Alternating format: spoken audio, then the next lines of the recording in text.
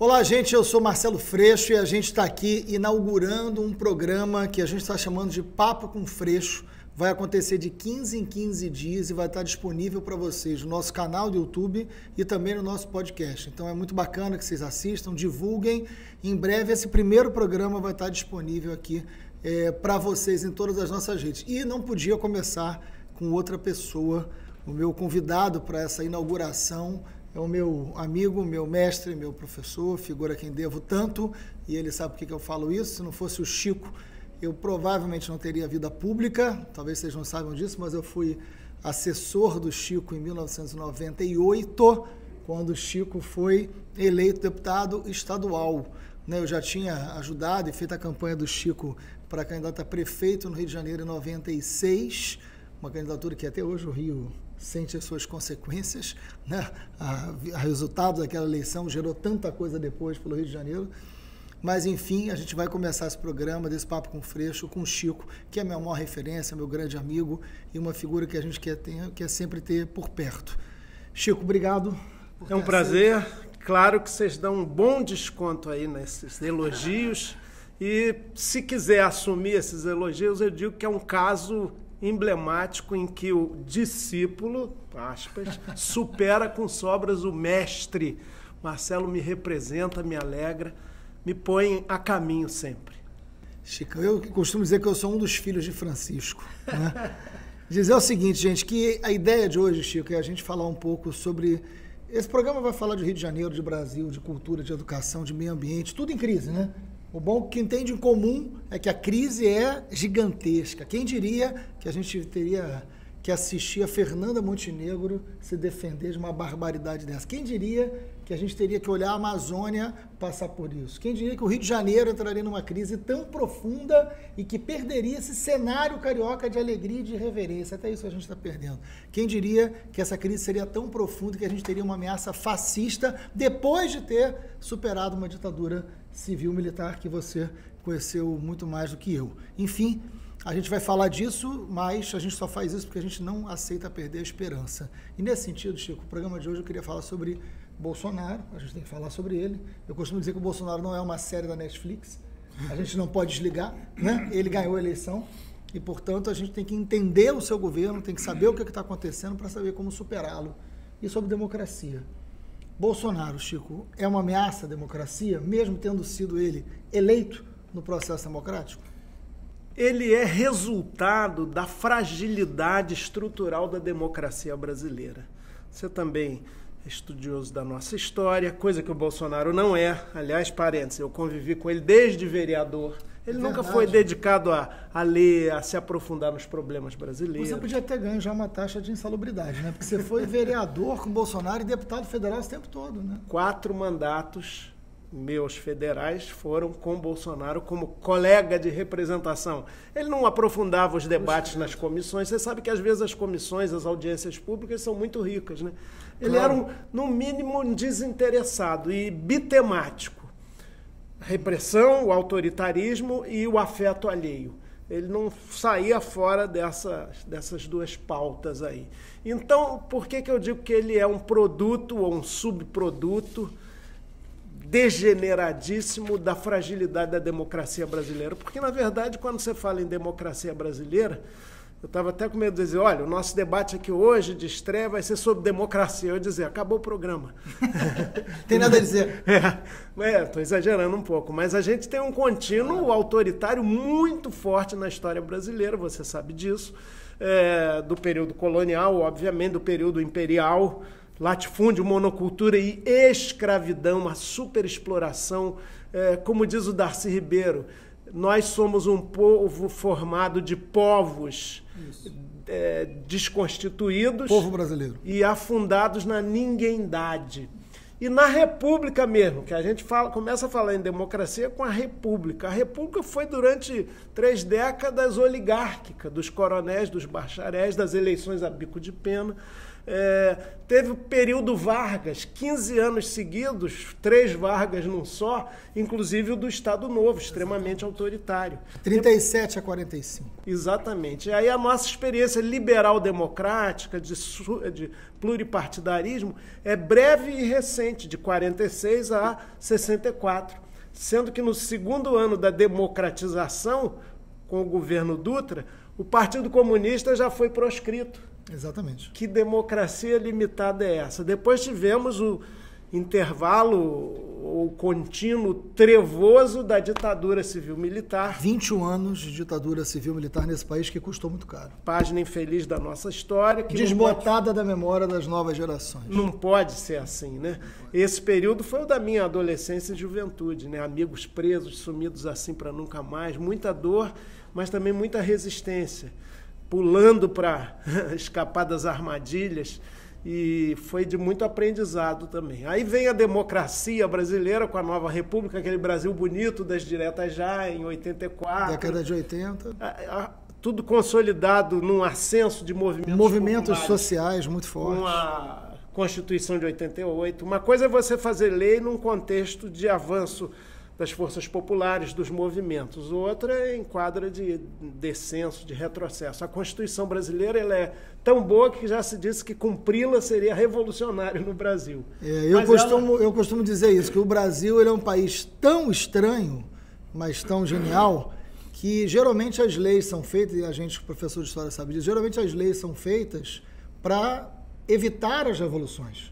A lei é um instrumento do Estado sempre de controle, da ordem. Não importa se a ordem é mais ou menos justa, mas a lei é um instrumento da ordem. No Brasil, se a gente cumprisse a lei, a gente faria uma revolução. Exatamente. Né? Tamanha a distância que tem. Agora, para cumprir efetivamente uma lei que tem como essência a justiça social, a busca da igualdade e o exercício pleno da democracia, que significa consciência, entendimento e participação, como você diz, as populações mais marginalizadas não têm acesso a isso. Exatamente. O que é a democracia para alguém que vive numa situação de abandono, numa área pobre, marginalizada, dominada ou pelas milícias ou pelo narcotráfico armado, né? Não tem democracia aí. Mas, de qualquer maneira, as promessas da Constituição de 88, ou a chamada Nova República, parece que se esgotaram, né? E nesse interregno aí, entre algo que já acabou e um novo que não se constituiu, surge uma figura esdrúxula. É só você deixar de comer menos um pouquinho. Tá? Quando se fala para poluição ambiental, só você fazer cocô dia sim, dia não, que melhora bastante a nossa vida também. Como Bolsonaro, por falta de alternativa imediata e conjuntural dos setores dominantes. Exatamente. Que o apoiaram ao final, mas já estão recuando. Há fissuras nesse muro aí. Uma reflexão e uma pergunta. O Chico falou do interregno. O interregno é um conceito do Gramsci, que é exatamente isso. É um momento onde você tem o fim de um processo e ainda não tem a construção do novo. Né? O velho não morreu, o novo não nasceu. O Bolsonaro seria o último ou o primeiro capítulo? Eu acho que ele é o último. Capítulo trágico, né, de um processo de morte de um modelo democrático que desde 2013 vem dando sinais de que ia falir. E que parte da esquerda também não entendeu. Tanto é que o Bolsonaro ganha uma eleição, é sempre bom dizer isso, o Bolsonaro ganha uma eleição. Mas o Bolsonaro ganha uma eleição como se fosse um candidato antissistêmico. Antipetista, mas ele não era o único antipetista, mas antissistêmico. Ele ganha uma eleição como se ele não representasse a política, mesmo estando há tantos anos como o esgoto de uma política, como que havia mais subterrâneo numa política. Mas por algumas razões, que a gente não tem tempo aqui, ele ganha negando uma política. Só que ele não representa uma nova política. Ele representa o fim agravado desta política que as pessoas não acreditaram mais. Nesse ponto, ele é absolutamente do sistema. É subsistêmico, né? Ele não teve uma vida social é o que eu falo com as relações de trabalho e tal, muito intensa, se aposentou, foi para a reforma, para a reserva, com 30 e poucos anos. Isso. E a partir dali começou a disputar eleições, sucessivamente. E mais, pegou os seus filhos, alguns nunca, talvez tenham tido carteira de trabalho, você conviveu lá com um deles, e um que se candidatou até antes da idade permitida, conseguiu via judicial. Exatamente. E eles viraram, aspas, políticos, e fazem a política mais tradicional. Mais tradicional. Aliás, o Rio de Janeiro se envolvendo com uma tradição criminosa. Milícia, você tem que pensar, tem gente que é favorável à milícia. Inclusive, que são as milícias. Não tem nada de revolucionário, transformador de uma nova política, Nem pelo contrário. antissistema e nem anticorrupção, hein? Agora, Bom, agora mais do que nunca tá mas aí. olha, teve a competência de conseguir se vender como tal. Enfim, Mas tem mais falando- também, tem. que viabilizou. Mesmo os quadros da direita também fraquejaram, porque Claro, foram uma derrotados. aposta mais racional, menos extremada, menos aberrante, podia ser um Alckmin. Não deu A direita sai tão derrotada quanto a esquerda, né? E tem um setor da direita. Tinha 5 a Claro. 6. E tem um setor da direita hoje que está até constrangida de dizer que é de direita por causa do Bolsonaro, que é uma direita tão estúpida, tão violenta, que um setor da direita não quer nem se classificar assim. Mas votou nele. Mas eu queria dizer, claro, tem toda a responsabilidade. Um filho diz que a democracia não é o melhor sistema para se fazer uma transformação. O outro filho diz que para fechar o Supremo basta um soldado e um cabo. O outro filho se envolve com milícia e dispensa comentários maiores. O guru do clã, da família, diz que o objetivo é agir contra os comunistas. Que o problema não é enfrentar a A corrupção. fala dele na ONU... A fala do próprio pai na ONU é uma... O guru, eu estou falando o aquele lá. Olavo. Né? E o Jair, com todos... Eu lembro perfeitamente do Jair Bolsonaro uma vez fazendo campanha, nós dois estávamos juntos fazendo campanha também, que a gente encontrou com a família inteira. E o Jair Bolsonaro estava com uma camisa, não sei se você vai lembrar disso, faz muitos anos, ele estava com a camisa com o retrato do Médici e escrito assim, eu era feliz e sabia. Com o retrato do Médici. Estamos nós dois juntos, que eu olhei aquilo, eu falei, meu Deus, quando que eu ia imaginar naquela época que aquele sujeito ia virar presidente da República com aquele clã? Mas enfim, ele ganha a Deixa eu eleição... fazer uma inconfidência aqui. Claro. Bom, primeiro esse dia eu lembro, sabe por quê? Recuperaram há pouco tempo. Ah, é foto. E eu conheci... Camisa do Gandhi. Exatamente. Mas olha, o Bolsonaro, quando a gente é deputado federal, a gente convive não só lá no plenário, nas comissões, mas às vezes, sendo do mesmo estado, nos voos, né? Isso é terrível. Outro dia eu vi uma foto sua com um cara aí horroroso e vocês sentaram perto, né? Acho que o Jornal Dia fez um registro. Muito bem. Volta e meia eu viajava com o Bolsonaro. E a gente se fala, eu acho que a gente tem que divergir, mas não precisa ser mal educado e tal. E ele me disse o seguinte, com todas as letras, sabe o que é? Eu sozinho, os Bolsonaros sozinhos, já somos maiores que o PSOL, essa eleição vamos mostrar isso e tal. E eu não quero faixa presidencial, coisa nenhuma, eu quero uma barraca de praia em Angra dos Reis. Bom, eu aceito a troca. E aí, falou, se eu chegar ao segundo já é uma grande coisa, porque ele revelava também, e ele sabia despreparo também. Despreparo total. Agora, Chico, quem diga que ele está tendo insônias tremendas. E nós também. Desconta na gente. Insônia maior do que a nossa, é o difícil que ele tem. Mas eu queria, nessa linha dos filhos não terem qualquer apreço por democracia, da sua base social, ir para as ruas, pedir o fim do Congresso, o fechamento do Supremo. Nós temos um processo democrático que não está consolidado, nós temos uma ameaça, sinais de fechamento, né? Muito graves, e aí eu queria remeter a um livro chamado Como as Democracias Morrem, né, que é do Levitsky e do Ziblatt, que é genial, ele vai dando, né, alguns exemplos, mas tem uma parte do livro que ele fala de como se caracteriza o fechamento de um sistema, porque a gente não precisa de... Como a gente teve uma ditadura civil-militar, a gente acha que para fechar um regime tem que ter um tanque na rua ou um golpe do exército. E não é isso necessariamente que caracteriza o fechamento de um regime hoje. Por isso que eu estou remetendo ao livro Como as Democracias Morrem. Ele cita, e eu vou ler aqui, 3 pontos que nós destacamos importantes. E ele não está falando do Brasil. Ele está falando de maneira... Até porque essa não é uma questão nacional. O livro exclusiva. Não é sobre o Brasil. Não é sobre o Brasil. Líderes autoritários negam a legitimidade de seus adversários na arena política e pregam a eliminação deles. Vamos fuzilar a petralhada aqui do Acre, hein? Isso é um ponto. Segundo ponto. Líderes autoritários extrapolam os limites constitucionais de sua autoridade, desrespeitam a independência dos poderes, legislam por decreto, cerceiam a participação das pessoas. E terceiro ponto, que nós destacamos, tem mais, mas terceiro ponto. Líderes autoritários defendem e fazem vistas grossas a atos de violência de seus apoiadores ou violência institucional. ele cita essas 3 estruturas como caracterização de fechamento do sistema. Poxa, é facílimo pegar fatos concretos de 9 meses e meio do governo Bolsonaro em que ele pratica todos esses atentados à nossa construção democrática. Você tem que ver o mais recente, a semana. Na área da cultura agora, a censura voltou.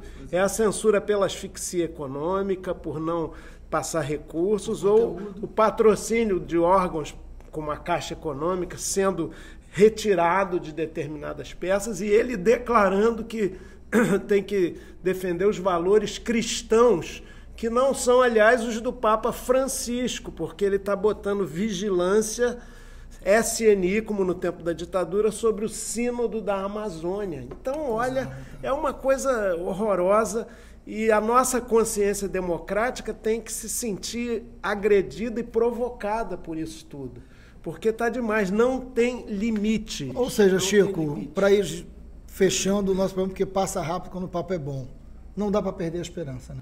Ah, não, isso é o sentido de vida, né? Se tem um livro aí dos nossos frades dominicanos, o Beto, o Ilvio e o Fernando, que já partiu fora do combinado, eles foram presos na ditadura e eles escreveram um livro chamado Canto na Fogueira, inspirados nos franciscanos que foram presos por um campo de concentração nazista, e eles no caminhão indo lá para a morte, eles cantavam assim, com muita vibração, o cântico das criaturas e tal. Então, se nessa situação... É uma garantia de dignidade no extremo, né?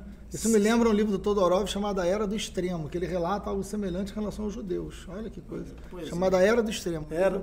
Mas o Todorov. Do inglês lá, do Eric Hobsbawm, século XX, A Era dos Extremos também. Mas, de qualquer forma... As lições da humanidade. Não, perdão, Em Face do Extremo. A Era do Extremo do Hobsbawm. Em Face do Extremo do Todorov. Que ele conta esses relatos do limite da dignidade. A gente não está ainda nesse limite máximo da dignidade, mas a gente tem que estar atento à ruptura democrática, a gente tem que estar atento à necessidade de nos organizarmos, fortalecermos as instituições, fortalecermos a democracia, criarmos uma frente ampla de um campo progressista, né, na cultura, no meio ambiente, nas manifestações populares, na democracia mais direta. A gente tem que estar junto nesse momento, refletindo, ocupando espaços, criando espaços de diálogo, ouvindo a sociedade. Não tem outro caminho que não seja a organização e a democracia com esperança profunda. Não ficar só se contentando com alguma postagem na internet. Porque tem muita gente que faz essa resistência, que é importante, mas é insuficiente. A gente tem que botar a mão na massa, a gente tem... Esperança se constrói. Então, a diáspora negra, né, que é coisa mais violenta do que 5 séculos de escravidão, e, no entanto, o povo negro resistiu, se afirma. Que dirá nós numa situação que não chega a do nazismo nem da escravidão, embora tenha elementos, inclusive, desses processos nefastos. Eu acho que aprendemos com a história que nada é definitivo, mesmo que esteja demorando em ser tão ruim. Tudo passa. Eu costumo dizer, Chico, que sonho você pode ter sozinho, mas transformação em esperança você precisa de pelo menos mais um. Exatamente. Chicão, obrigado por ter vindo. Valeu. Um abraço grande. Chico Alencar, meu grande mestre, meu grande amigo. Primeiro programa, Papo com Freixo. A gente volta em breve.